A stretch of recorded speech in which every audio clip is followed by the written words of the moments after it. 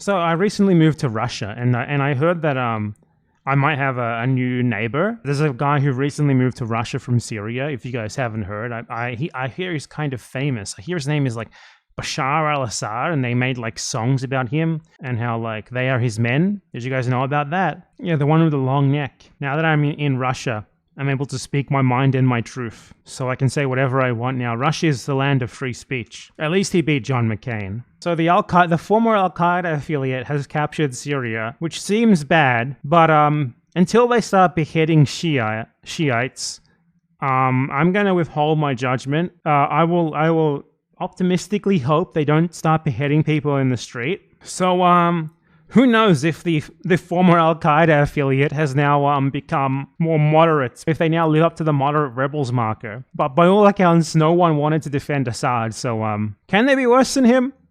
Probably not, but Israel sure is taking advantage of the situation. They started bombing. Let me bring up an article on it. They started immediately bombing positions in Damascus, and they moved in to the part of the Golan Heights that Syrian troops still controlled, because the troops abandoned their posts as news of Assad's government falling came in, and immediately, like on the same day, Israel moved in and captured that territory. Israel grabs land in Syria's Golan Heights, warns villagers to stay home. Israeli forces also bomb weapon depots in southern Syria and the capital Damascus. So they apparently are bombing those weapon depots with the idea that they don't want them to fall into the hands of the rebels, which doesn't make Assad look good, does it? Because they were fine with Assad having the weapons, but they're not okay with the new guys having the weapons.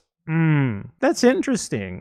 Maybe a former Al-Qaeda affiliate is good, actually. Maybe they're good, actually. I mean, I've always been looking for an excuse to support things that are tangentially linked with Al-Qaeda, just because that's the most American anger-inducing thing you can possibly be. Except in this case, the Americans love the former Al-Qaeda affiliate, so I don't even really get the reaction that I want out of it, which is just sad. My existence is sad, man. All I want is a legitimate excuse to say that, yep, I support these guys who are tangentially linked to Al-Qaeda. But in this case, it doesn't even have the same pop to it that I think it should, because fucking hell, the Americans like these guys. What am I supposed to do? How can I win? I can't. But I mean, I don't know what's going to happen in Syria, but the best thing that could happen is that everyone gets their shit together immediately and says, look guys, we know that you want to behead the Shiites, we know that you want to behead the Christians, but there's bigger fish to fry in the Golan Heights. There's bigger fish to fry in Israel. Did you know that most Palestinians are Sunni Muslims? Did you know that Palestinians are Sunni Muslims? Just like you. Just like you. Imagine how much they could use your army that just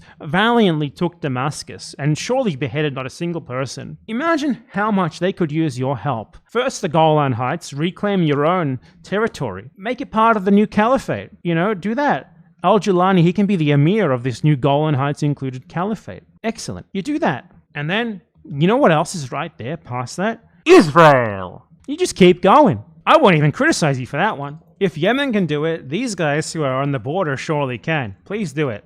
But now we know they're not going to do it. I'm being too hopeful. They're not going to do shit. They're not going to do shit. I mean, probably the most interesting thing that's going to come out of Syria, I mean, interesting. The word interesting is a weird one to use in this case, but probably the big question is, what are the Kurds going to do? Because the Kurds never really fought Assad. They seem to be happy with just sitting there and waiting him out. And they also do not like the jihadist groups who are in the opposition. They're not fans of them. They call them Turkish-backed mercenaries. I just hope everything goes well for everyone. I hope no one gets beheaded. And I hope that everyone turns their focus to the real enemy in the Golan Heights, and perhaps even Israel, after you take it back. No, what these guys should do, this would be great. They should pretend to be American. I mean, they are American aligned, but let's play ball here with a fantasy. They should pretend to be American aligned, right? And they invite Netanyahu for a nice visit to Damascus with his new ally, Syria, okay? And then when he's there, they take out all of the pent up energy that they have, and then Netanyahu's there, they can execute the ICC arrest warrant against Benjamin Netanyahu. My hope is that everything in Syria is good, and Syria, now that there's no fighting in Syria itself, at least I would hope not, the Syrians form some sort of government of some sort and turn their attention to where it really matters. At least they need to take back Golan. They should at least do that. Do that, please. Like that, they've just been driving their armored convoys and shit all around the country. What is one more trip for the road, One more trip for the road to the Israeli-occupied Golan Heights. And just keep the convoy to go from Damascus, go on a nice road trip all together to the one last place that they need to go to.